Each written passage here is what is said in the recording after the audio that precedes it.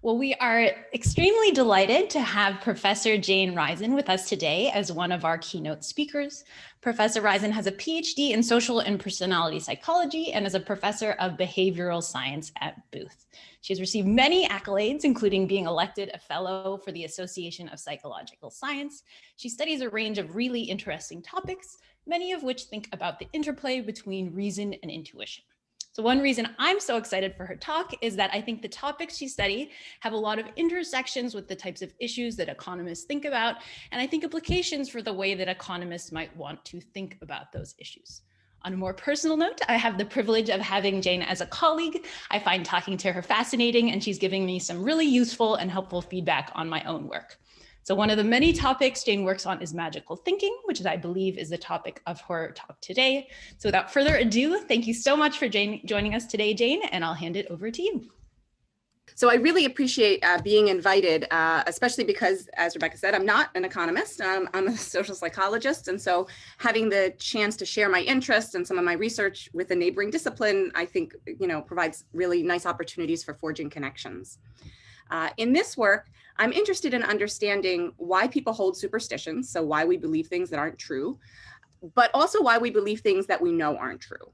And so I try to identify psychological processes that produce our intuitive beliefs so that we can better understand how people use their intuitions, and in particular, when they come into conflict with the output of a more rational or deliberate thought process.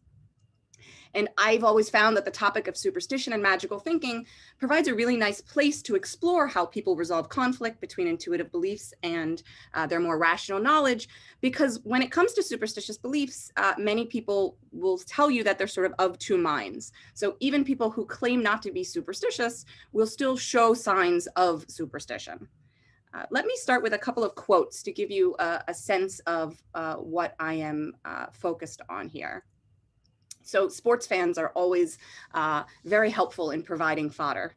So here, this first one, this fan says, "I'm not superstitious, but I'm a Jays jinx. I turned on the radio yesterday just to catch the score. Just as they said the score, the other team scored, so I switched right away.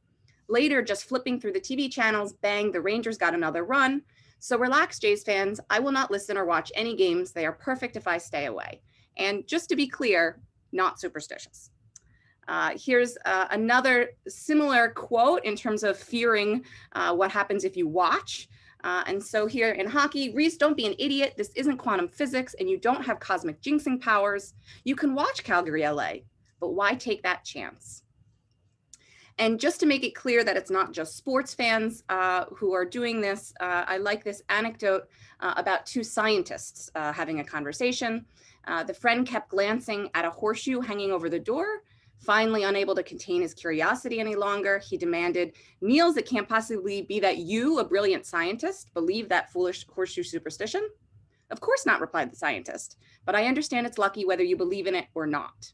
And this story is not just an ordinary scientist, it's told of Nobel Prize winner Niels Bohr. And so I think this nicely captures the phenomenon that I'm interested in. What are the psychological processes that lead even the most intelligent people to hold beliefs that are not true and to hold beliefs that they themselves know can't be true?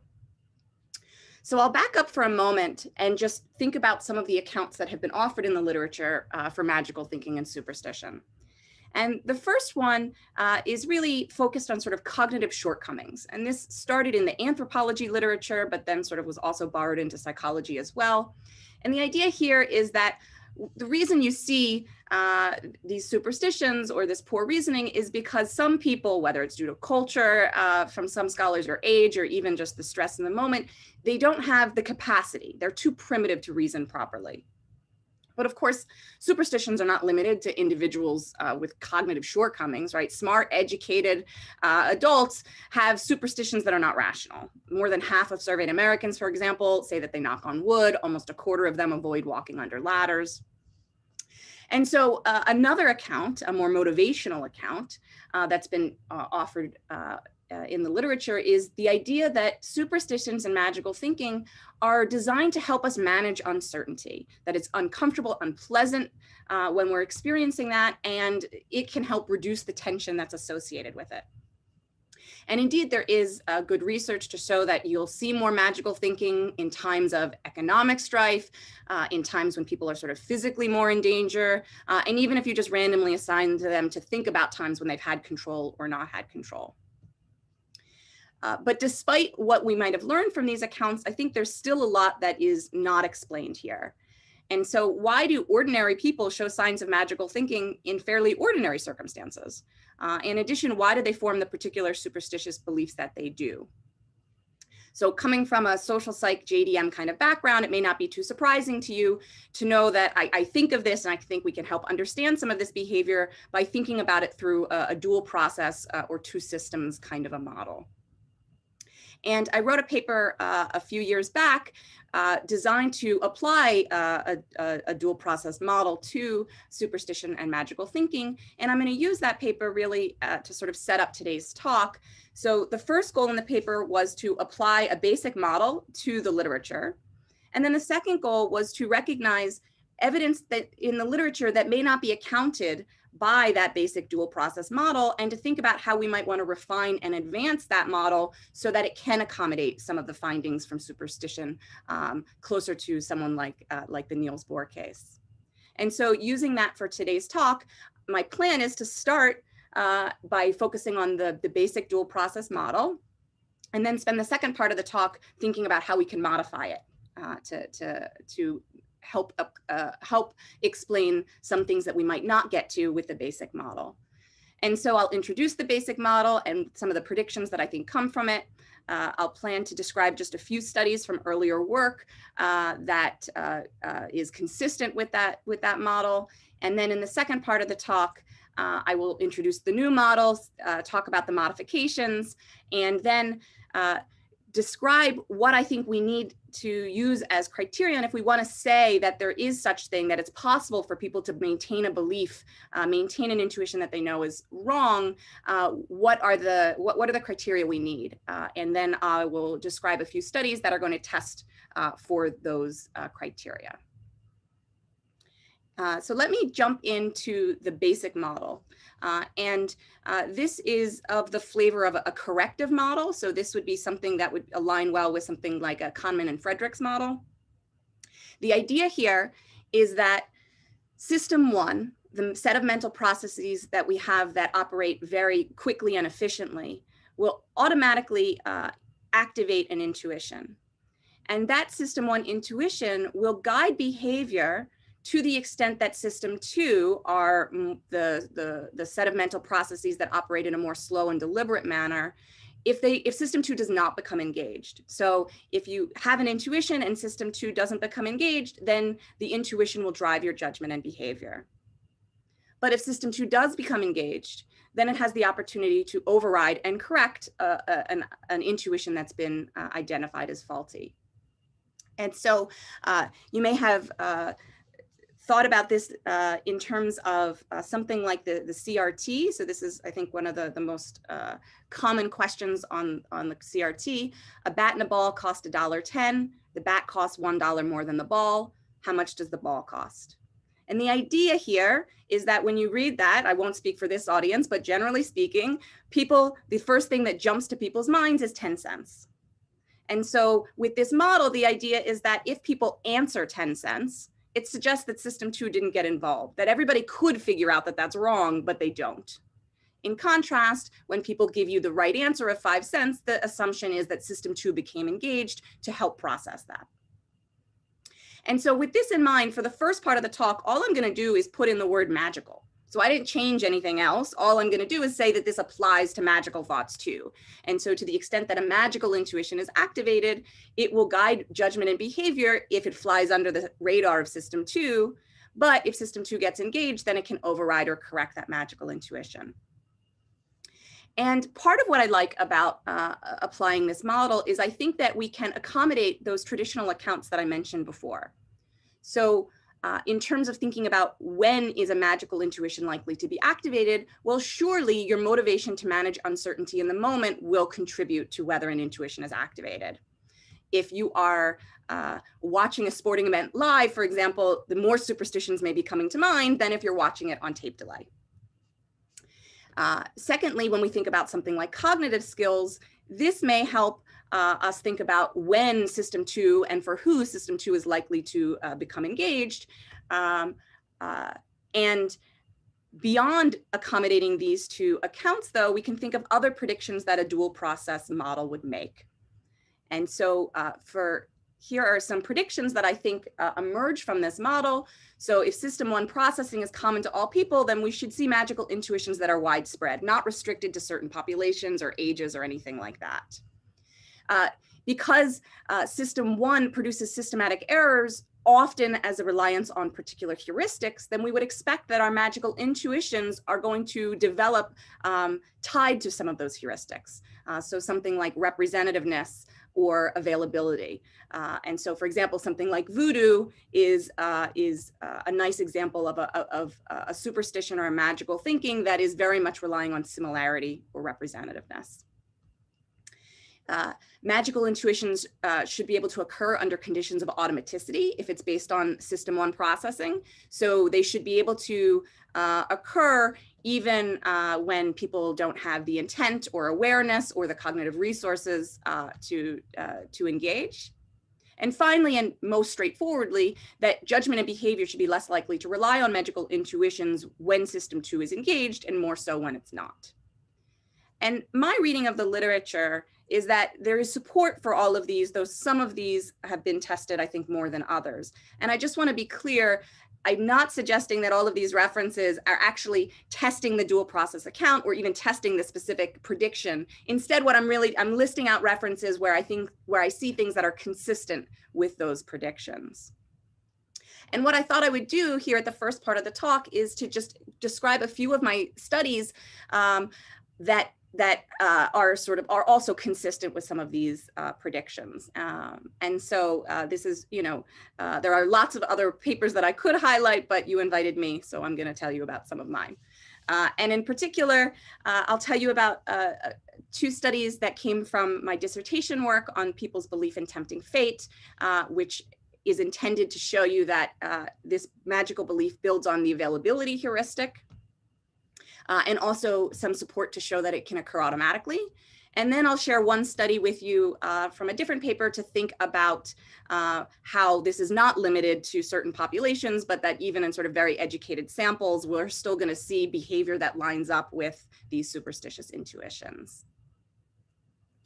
So the belief in tempting fate reflects the idea that negative outcomes are especially likely to occur following certain behaviors. For example, our participants will tell us that it's more likely to rain when Julie doesn't bring her umbrella than when she does.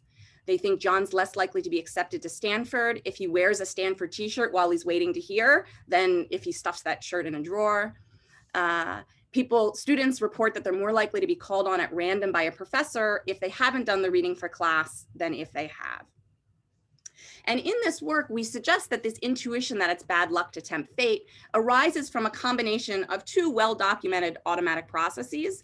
The first is negativity bias, so the tendency for negative prospects to capture your attention. And the second, the availability heuristic.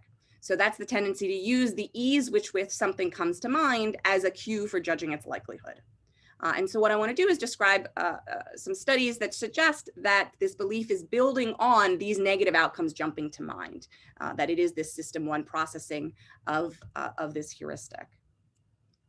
And so in this study here, we have people read several stories. They read 12 different stories on the computer in a random order.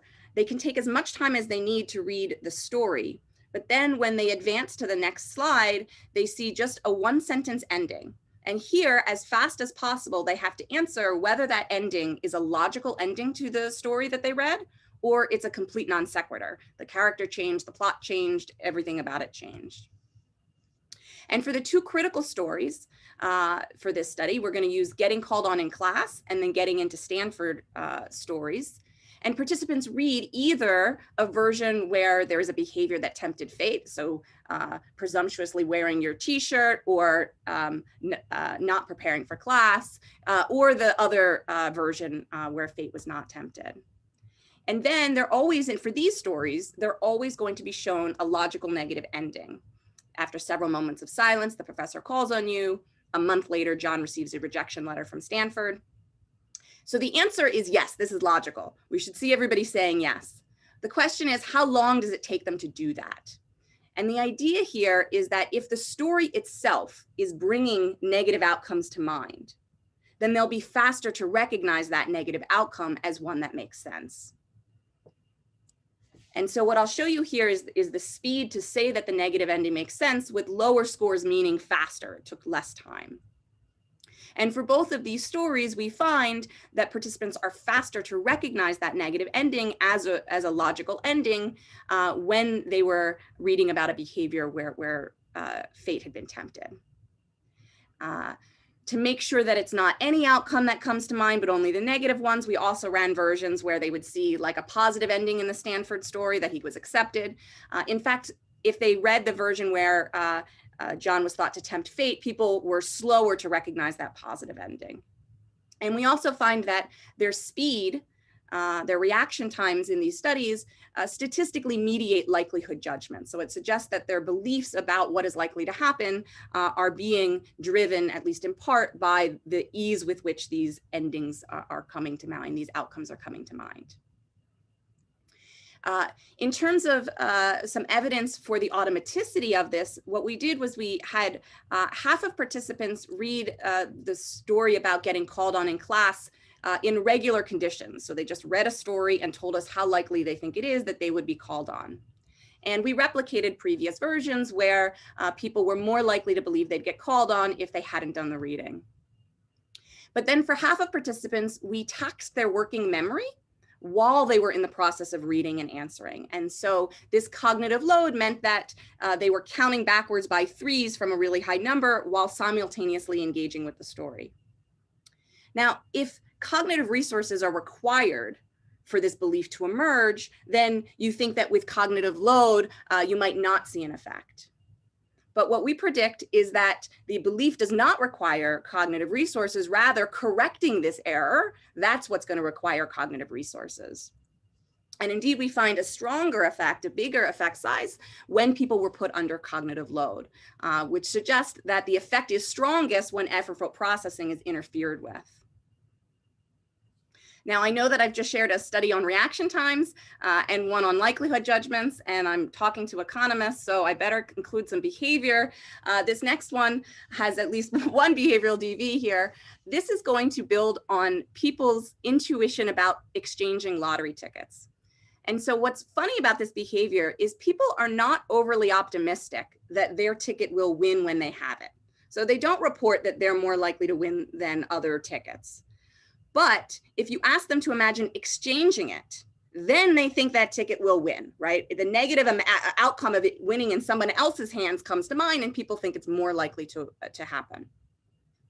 And so we wanted to explore this and see whether it affects behavior. And so in this study, we assigned participants to a partner who was actually a confederate, and that confederate helps us randomly assign them to their conditions. The pair of them are given some numbers that are their winning numbers and other numbers that are their losing numbers. And then the partner, the confederate, decides whether they want to keep the numbers that they were given or flip them so that the winners become the losers and the losers become the winners. Then the participant is going to tell us how optimistic or pessimistic they are about winning the lottery. And they're also given a chance to make a decision for the pair, which is whether they want to buy insurance for the lottery. And the insurance is not a good value based on the expected value of the lottery and the insurance that we're offering. And what we find is that when it comes to optimism, indeed, participants who have had their numbers switched, they have the losing numbers now, they think they're less likely to win compared to those who have their original numbers.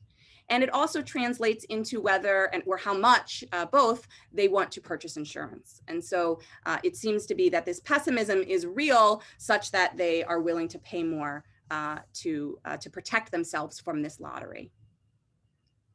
So these few studies are some of my own work that is meant to highlight the fact that there's evidence that is consistent with this kind of basic dual process model.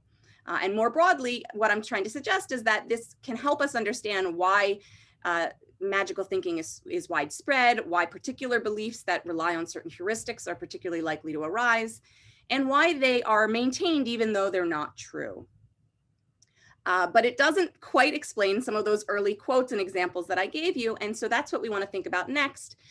To understand why superstitious beliefs are maintained even when people know they're not true, it requires that that model be refined. And so an unstated assumption of the model I showed before is that if an error is detected, it will be corrected. And I think that's a pretty reasonable assumption in lots of situations. But what we find in the magical thinking literature is that there are demonstrations where people sometimes recognize in the moment that their intuition does not make any sense rationally, and they follow it anyway. And so people seem to be detecting an error, but not correcting it, choosing not to correct. And I'm going to refer to this process as acquiescence. So we go back to this model that I showed before, and all I want to do is decouple detection and correction. And so by adding that extra layer, what it allows us to do is to think about this case, where system 2 can detect an error, but not correct the error. And that's what I'm going to refer to as acquiescence. That I know this is not rational, but I'm going to continue to believe it. And so I think that this helps us understand this simultaneous belief and non-belief, right? Knowing that the intuition is an error, but letting it stand. So thinking about the predictions from this model, this slightly modified one, the first is just the basic, the existence of acquiescence, that people can stick with their intuition even when they have identified it as irrational. And indeed, the model was developed to accommodate this, this idea.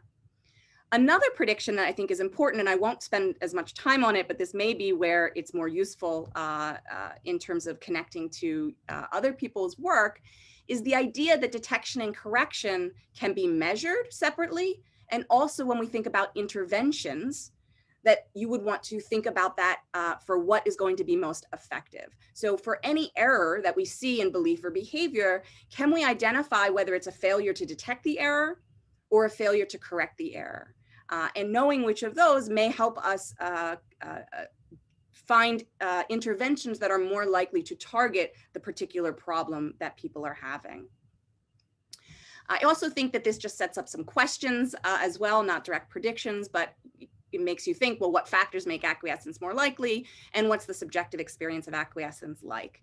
And so I think that this emerges from this model, though the red one is where I'm going to focus my time today, is just trying to convince you that this happens, that people can simultaneously believe and not believe. And so for the rest of the talk, what I'm going to try to do is offer you two examples in the literature that I always sort of took to be examples of acquiescence, but without formally testing it, it's unclear. And so we're going to push a little bit on that to say, is it really acquiescence? What would we need to know? What would we need to see to be sure? And so that's why I will introduce some criteria for thinking about what would allow us to say that this is definitely an example of acquiescence. And then I'll share a few studies that were designed to test these criteria. The first example is one of my favorite studies. This was done by Paul Rosen and his colleagues. And so they have participants come to the lab, and there's a bag of sugar and two bowls. The sugar goes into the two bowls, and then participants get to put a label. One label that says poison, sodium cyanide, another one says sugar or sucrose, and they just decide which label they put on which bowl. But then they have to use sugar from one of those bowls in their juice. And what you find is that people do not want to use the sugar from a bowl that's labeled poison, even though they put the label on and they knew it came from the same bag of sugar. And the authors describe this in their paper. They say they realized that their negative feelings were unfounded, but they felt and acknowledged them anyway. So this, of course, this is an example that I would consider magical thinking.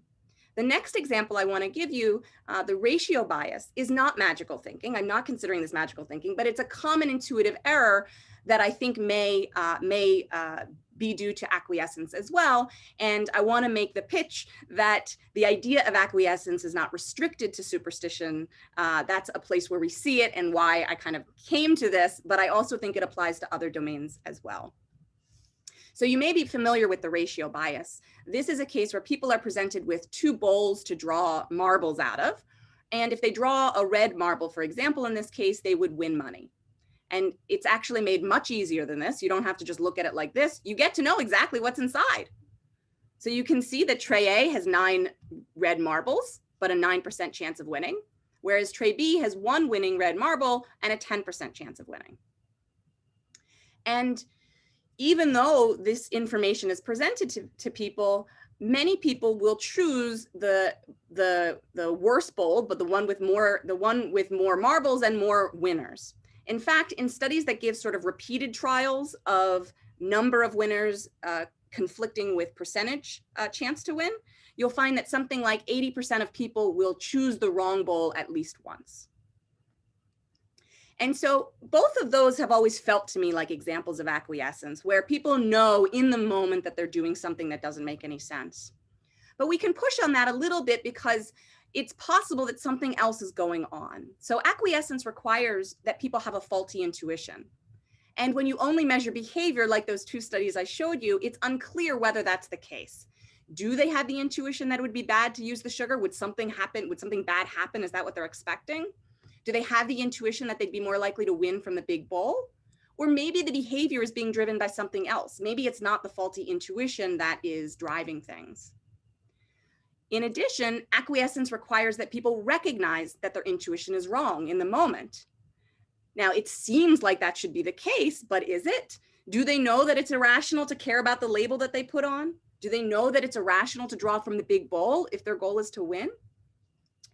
And so maybe they're just not detecting the error. And so with this in mind, I want to think about what criteria we would need. And so the first is evidence for that faulty intuition, that the individual has a faulty intuition that something is more or less likely to happen given a certain behavior or state of the world. And for me, I think that this really requires a dependent variable that maps onto expectations about what's going to happen, some sort of judgment about how the world is going to unfold. The second criteria is that the person is aware that the intuition is rational. And so maybe just as simple as asking them in this situation, what is the rational response, and making sure that they do actually know. The third is that people will follow, they'll stick with that faulty intuition even while knowing that it's irrational. And so one thing to note with this is it means that we're going to want to make sure that we select on people who detect the error. So normally we think about selecting as being a problem, but here it's going to be the more appropriate and more conservative test to focus specifically on the people that do identify something that's irrational. And the other thing is that because it's hard to know what the right comparison is with some of these criteria, what we're going to want to do is compare whether people are more likely to ignore what's rational and follow an intuition in conditions where we have set up a competing faulty intuition compared to cases where there is no intuition to follow. I think that'll be more clear in a moment when I get to the studies. And finally, I hope this appeals to people, is that the first 3 criteria, if they were supported, it would provide some evidence for acquiescence, but it could still just be kind of a tiebreaker. And so in all of the studies, we're going to try to put some cost to ignoring the rational option. And so if you think of those earlier examples, the ratio bias would count because there's an expected loss there, whereas the sugar one would not because there's no cost to using sugar from one bowl or the other. And so the first study that I'll share with you is the ratio bias study, because as I said, this was one that I had always thought was likely to be an example of acquiescence. And so we ran this on mTurk, and participants in the intuition present condition saw something similar to what I showed you before. They also saw the images. It wasn't just this, but this is going to make things, just showing you the table will make it easy to see how these differ. But you can see that tray A has more winning marbles, but tray B gives you a better chance of winning. In the intuition absent condition, tray B is exactly the same, and tray A has been changed so that the rational, the normative part of it stays the same, but this intuition that it's easier to win when there are more winners has been pulled out because there's only one red winning marble in that case too. And so tray B always has better odds. Tray A has more winning marbles, which creates that intuition that's faulty in the intuition present condition, but not in the intuition absent condition. We're going to look at their choices, their behavior, of course, but we also need to test for criteria 1 and 2, which will do counterbalancing these questions and do that before they are asked the actual behavior that they want to do. And so the first criteria, based only on your gut feeling or your intuition, which tray feels like the one from which you are more likely to draw a red winner? And we do see a strong difference between these conditions, with people being more likely to report the incorrect answer of tray A being the winner when there are 10 winners in that bowl compared to the intuition absent condition. So we see evidence for a faulty intuition, but it's worth noting that this isn't overwhelming. It's still less than half of our participants who are endorsing this faulty intuition in this case. We also ask them, based only on reason or rational analysis, which tray should you choose if you want to draw a red winner? Here, people do quite well. They know that they should follow the percentages. Not everybody, but most people. And so then when we look at their choices, when we look at everybody, we see that there is a difference across conditions, with people being more likely to choose tray A when the faulty intuition was sort of created in that condition. But as I mentioned, we need to pull out those people who aren't getting that rationality question right. So even though most people got it right here, there were some who got it wrong. And in fact, when we pull that out, you'll see that that difference, the statistical significance is no longer there. And so thinking to the criterion, although we have support for 1 and 2, in this study, we don't have support for that third criteria, right? People are following an intuition that most people know is irrational, but we can't say that the people who are following the intuition recognize it's irrational when they do so. If we doubled our sample, or if we ran it live so that they could actually see them, I think it's very possible that we would have evidence for it. But from this study, I cannot claim evidence for acquiescence. So we moved to a second study, and with the goal of finding a faulty intuition that we thought would be maybe more widespread, and also one that might feel a little bit more powerful, that would be harder to sort of ignore. And so here we're going to build on this intuition that it's bad luck to exchange a lottery ticket. We have people come to the lab, and there's 3 pieces of paper numbered 1, 2, and 3 in front of them, and they're given 3 envelopes. So they can shuffle them and put them out in any way they want, so that they know it's them and it's not being sort of created by the experiment or where everything goes. They're told that one of the 3 envelopes has $5 in it and that the other 2 are empty. In the intuition present condition, we're going to ask people to guess which envelope has the money, and then they write their name on that envelope. And then they're offered the choice. You can keep that original envelope, or you can trade it for both of the other 2 envelopes. And I just want to pause here to make this clear. This is not supposed to be tricky. This is not Monty Hall. This is, do you want 1 envelope or do you want 2 envelopes? The intuition absent condition, like in the earlier study, is designed to be identical in terms of the rational aspects of it, but we want to pull out this fear of exchanging. And so here, participants are offered the choice of 1 envelope or 2 randomly determined for each person. So they're looking at their desk, and the experimenter, based on wherever their table tells them, would say, do you want envelope 1 or envelopes 2 and 3? Do you want envelope 2 or envelopes 1 and 3? And so again, rationally, they're matched. You're more likely to win with 2 envelopes in both cases. But the intuition that it's bad luck to trade or exchange a ticket is only present, only conflicts with what's rational in that first case. Again, we're going to test these first 2 criteria before we look at behavior. So based on your gut feeling, where do you feel the money is most likely to be located? And we see, again, differences across the conditions. And here we see a little bit of a higher rate compared to last time. The majority of people are reporting the faulty intuition that they would be more likely to win with their original envelope in that intuition present condition. We also ask, based on rational analysis, with which envelope are you most likely to win? This was a little disheartening. The majority of people are getting it right, but not everybody. In a follow-up studies, we have added a sentence where it says something, where it says, Of course, with 2 envelopes, you're twice as likely to win as with 1. When we say that, then these numbers shoot up much closer to 100%. When we ran this first study, we thought that people would get there on their own. It turns out they need a little bit more hand-holding to recognize what's rational here. The third criteria is, what do they do? What's their behavior? Are they going to choose that single envelope? We do see a significant difference across conditions with everybody. And then even when we filter and only select on people who get that rationality question right, which is particularly important in this case because there was more errors here, we still see a significant difference. So it's still the case that people are more likely to choose 1 envelope than 2 in that intuition present condition, even though they tell you that 2 makes it more likely to win. And so unlike the first study, I think we have support for all 3 criteria in this study. And I mentioned the follow-up study that helps with that answer to rational. Another thing we did in that follow-up study was either had people do everything as if it was them, that they were the person playing this. We also had them do it and provide advice, what you would tell someone else, this guy John, to do.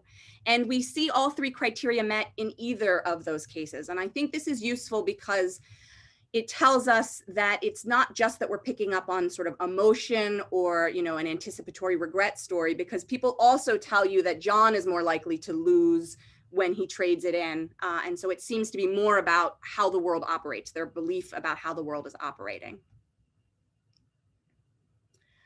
The next study is going to rely on blackjack. And you'll see here the hand that I'm showing you is that you have a 13 and you're facing a dealer with a 4. And you can think to yourself whether you want to hit or stand. In pre-testing, we have found that people think that they should hit. As it turns out, you should not, you should stand. And so why does this emerge? I suspect that it has to do with some sort of with egocentrism. I'm focused on my own hand. 13 just doesn't seem good enough. Not enough focus on what the dealer's situation is with that 4 showing. But we're going to use this hand to exploit, again, a conflict between a faulty intuition and rational knowledge. And so here in the first round of the study, participants are just going to provide their intuitive judgments for how likely they think they are to win if they hit, and how likely they think they are to win if they stand, for several different blackjack hands. Then in the second round, they're going to play an incentivized game of blackjack. And for each hand, before they decide what to do, they have to look at a blackjack strategy table and click and indicate what the table tells them that they should do. And then they get to decide what they're going to do. And we're going to compare responses for an intuition present hand, where there's a conflict between intuition and reason, and another hand that's matched, but there is no faulty intuition. And so this is going to be a within subject study, because everybody is going to be exposed to both of these blackjack hands, and we'll be able to see how they behave. So first, I should note that the strategy table that we provide and that we use only has hit and stand. We're not going to include splits and double downs and things of that sort. And so these are our 2 hands, and we match them because the objective likelihood of winning is 3% better if you stand than if you hit for both of these hands. But from pre-testing, we know that there is a conflicting faulty intuition when people have a 13 facing a 4, where they think that they should hit. Instead, here, people in our pre-test showed the correct intuition that they should stand when they're facing the soft 18. And so criteria 1 is set up in round 1, where we ask people how likely they are to win if they stand or if they hit. And for the intuition present hand, we replicate this faulty intuition we saw in the pretest, that people think that they should hit, even though we know that's not true.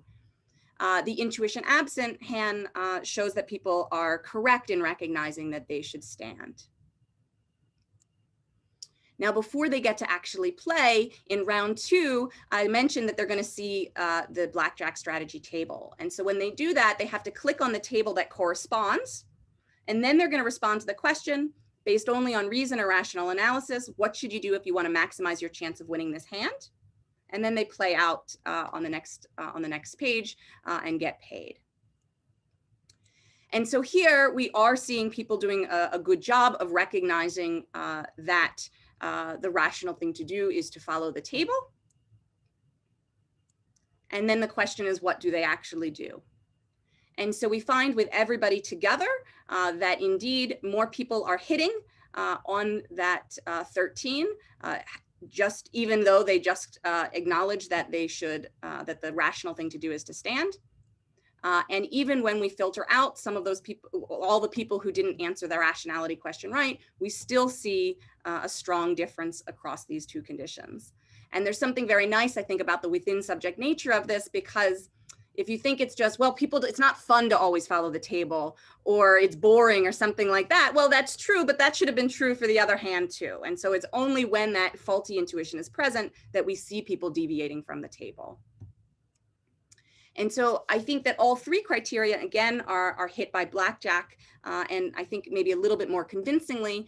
Another nice feature of this study is because we asked for intuitions continuously in that first round, we can look to see how that predicts their decisions. And indeed, the stronger that intuition is, the more wrong you were, the more you thought you should, hit, then the more likely you were to hit, even after having identified that the rational thing to do is to stick. We ran a follow-up where we tried to manipulate stakes to make them low or high. I know this is not a very big manipulation of stakes compared to what some people will do in the field, but for M-Turkers, winning 5 cents versus $1.95 is pretty meaningful. And what we found is that if anything, when the stakes went up, they were more likely to ignore the table. And so it wasn't a statistically a significant effect there, but I just want to note that because I think the question is always rolling around in people's minds, well, what if you increase the stakes? And here, at least at this range, it doesn't seem to help. If anything, people are more likely to follow their faulty intuition. I'm going to skip study 7 for the sake of time. It's very similar to blackjack, except we're going to use football fans thinking about the decision to punt or go for it on 4th down, and they're exposed to the New York Times bot that tells them the actual probabilities for their different situations. I can't say anything about how common acquiescence is in the real world based on this data, but I do think it's worth thinking about sort of conditional on having a conflict between a faulty intuition and your rational knowledge. How common is it for participants in these studies to acquiesce to the faulty intuition, and how common is it for them to correct and go with what they say they rationally know to be true? And so I'm going back to the ratio bias here. Remember, lots of people didn't have the faulty intuition. Other people didn't know what was rational. So among the people who experienced the conflict as intended, we see about 1/3 acquiescing and 2/3 correcting. I'll just kind of quickly go through each of these. With envelopes, you see it's 50-50. We had more luck creating the conflict for blackjack, and here we see 39% acquiescence, 61% correction. On football, which I didn't show you, is pretty close as well. And so again, we can't say how often it's happening in the real world, how often are people having this conflict, but when we know they're having the conflict, we see rates from about 1/3 to 1/2 in terms of people acquiescing or not. And so to briefly summarize, I am trying to convince you that superstitions and magical intuitions are widespread. They build on general purpose heuristics and they can occur automatically. But that beyond anecdotes and suggestive studies, I'm trying to suggest that we now have evidence that people will stick with intuitions that they recognize in the moment are irrational. I think this requires that our dual process accounts be modified. I also think, trying to translate it into sort of more econ speak, we can think about expanding what we mean by bounded rationality. So bounded rationality is usually thought about in terms of people's capacity, what information they have and their capacity to effectively sort of sort through that information. And here we're seeing what looks more like intentional irrationality, right? They know, they're telling you what is rational, and yet they are not following that. And I've suggested that if we decouple error detection and correction, that may help us provide a model for this behavior.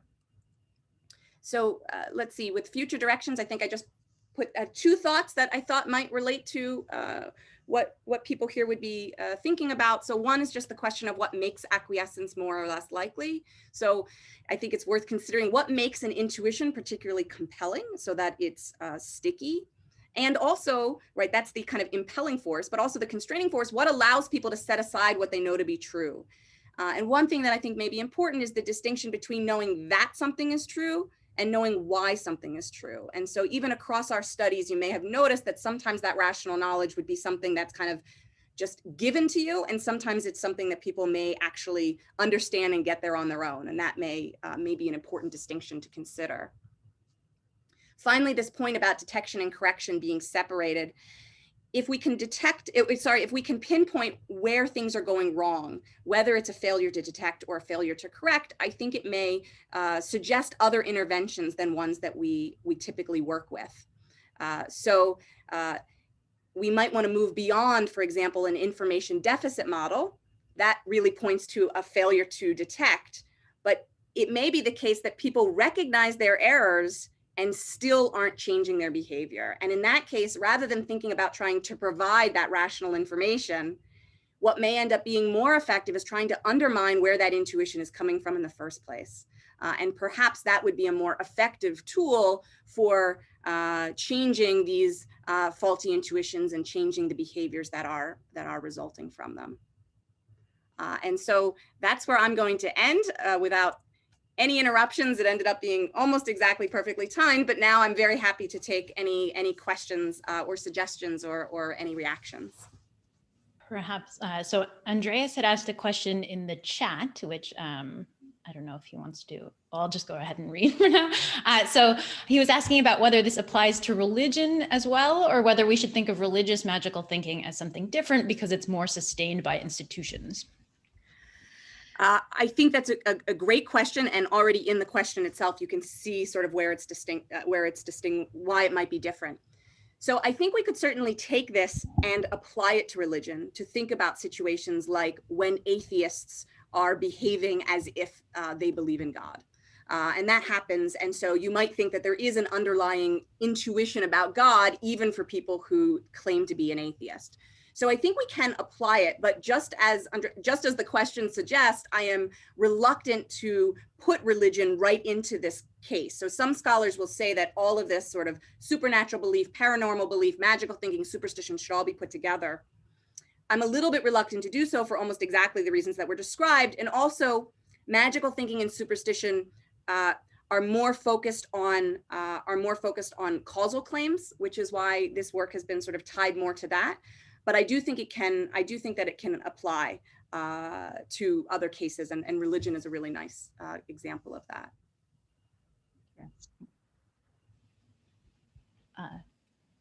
Marcel? Yes, I had, you ended the presentation about by saying, what could lead people to, follow this acquiescence model. So I thought regret aversion, I thought would be one possibility. So basically, when you have the lottery number and why wouldn't you want to exchange this lottery number for another one? You think, well, what happens now if this lottery number wins? I'm going to curse myself for exchanging it. The same thing with the envelopes. The same thing. So that applies to, a lot of not all of them, not the blackjack example, I think, but some of them.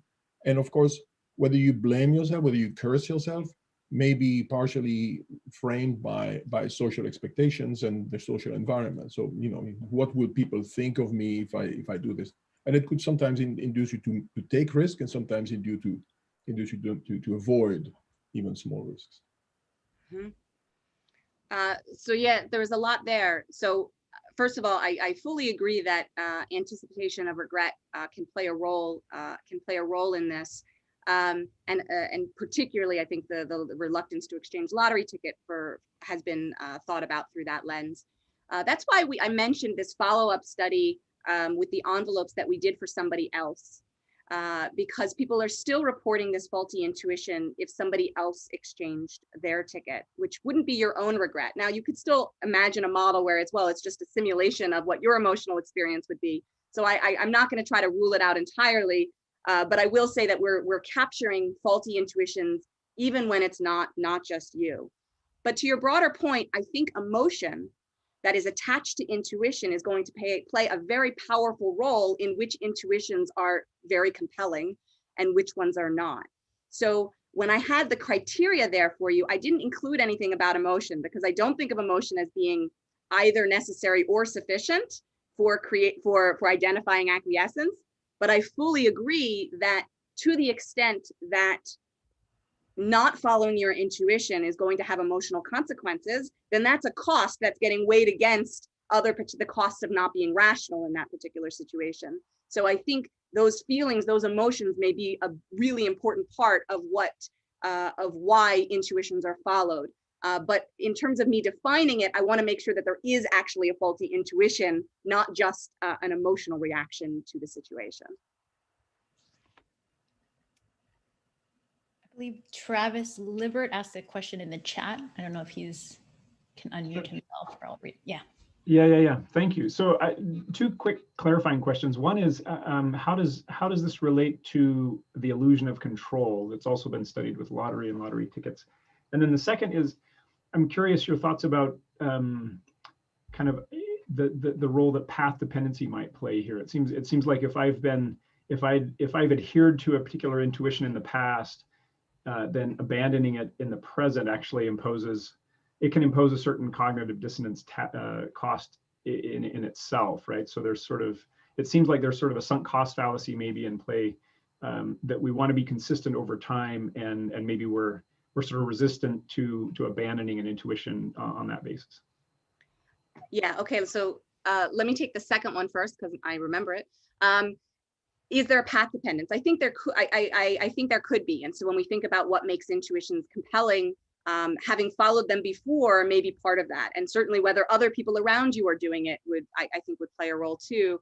Interestingly, in these studies, because before we measure behavior, we ask them for their intuition and for their rational knowledge. And we are getting divergence. So people are willing to report that they have a faulty intuition that is not rational. And so I agree that path dependence may matter, but it's not so strong where they can't answer those questions differently. I mean, it may be why we're not getting as extreme differences as we could if there was somehow we could ask them without having them sort of attend to the different questions. But I don't think, so I think the path dependence could matter, but it does seem like people are willing to switch between these two ways of thinking as well. And your first question was about control. So certainly control has been thought about in terms of the superstition and magical thinking literature, largely this sort of motivational idea that maybe it's just that I just need to act. I just need to do something if I'm in a difficult situation. And I think that can help explain a lot of magical behavior, but it's not as clear sort of in the example of when people don't act, when they avoid doing something because of a magical fear. That doesn't feel like I'm actively taking control. And also, it doesn't explain the underlying intuitions that we seem to track in terms of, let's think of a good example. Okay, so if I engage in a jinx, you may say, well, knocking on wood is just a way to feel like I have any control. But we also find that when people jinx themselves, they tell you that the bad outcome is more likely. And so it seems like there is something underlying the behavior, and it can't, I would be resistant to say that it's only about control. But I do think that control certainly plays an important role, an important part of magical thinking more broadly. Frank? Hi. I thought this is really cool. I was wondering about high stakes behaviors or situations, and on the one hand, you might think that when stakes are really high, some of the sort of more deliberate thinking might sort of make some of these things, beliefs go away. And I'm sort of wondering whether that's in fact true or whether you would predict that. And then second, I guess there's another way in which it could matter for high stakes behaviors. There's lots of people for whom the stakes are not that high, but jointly they believe some crazy stuff that could lead to really bad consequences for society or whatever, even though maybe each single person's beliefs or behavior is not that consequential on their own. So I don't know how you think about both of these actually. So to the first point, I think it's a wonderful question, and it's important, I think, to separate the idea of stakes from the idea of putting more of a cost on ignoring rationality, because those aren't always the same. So I think, just as you said, the idea sort of, for example, if you imagine sports fans, stakes go up in the playoffs, and superstition is going to go up in the playoffs too. It's not that it's going to go away when it gets more important.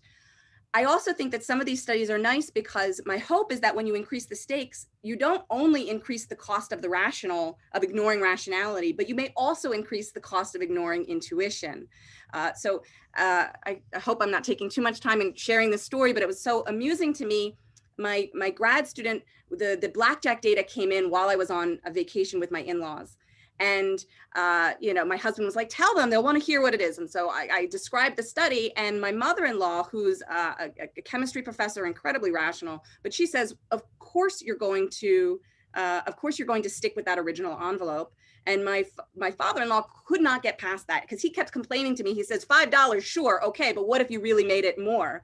And he's like, what if it was $1,000? And she just kept saying, if it's $1,000, you even more have to be convinced to stick with your original one, right? That the intuition that it's bad to exchange also goes up in that moment. And so if the costs are only going up for ignoring rationality, then I think, of course, we'll see less acquiescence. But stakes that could increase both, it's a lot less clear.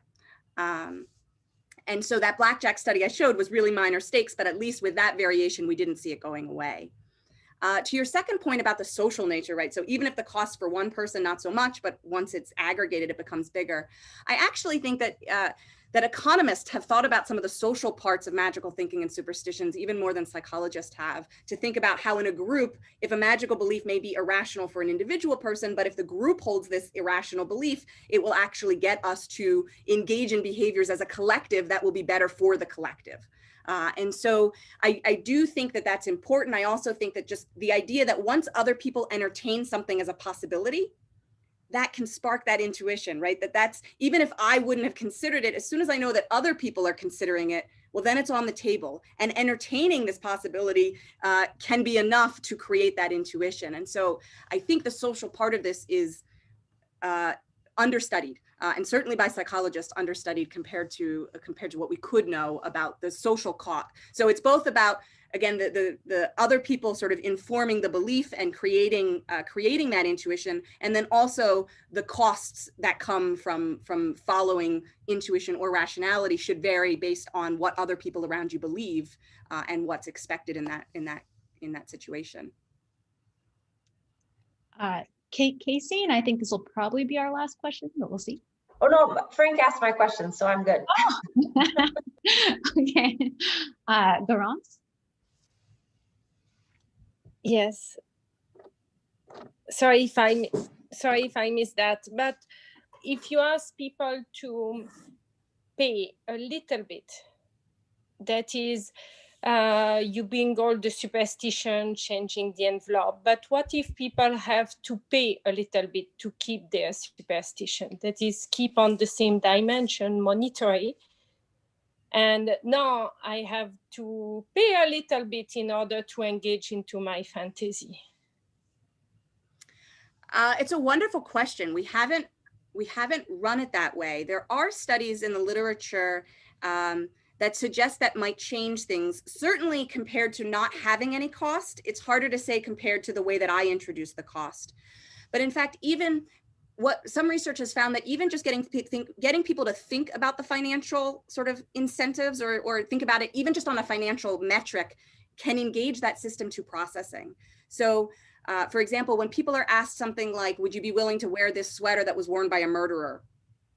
That's been dry cleaned and whatnot, but people don't want to do it. If you ask them in terms of their affective response, how are you willing to do this? Like how comfortable or uncomfortable you would be. Almost everybody tells you that they'd be uncomfortable doing this. They don't want to do it. But then if you ask them, how much would you pay to not have to do it? You'll see almost nobody willing to pay anything.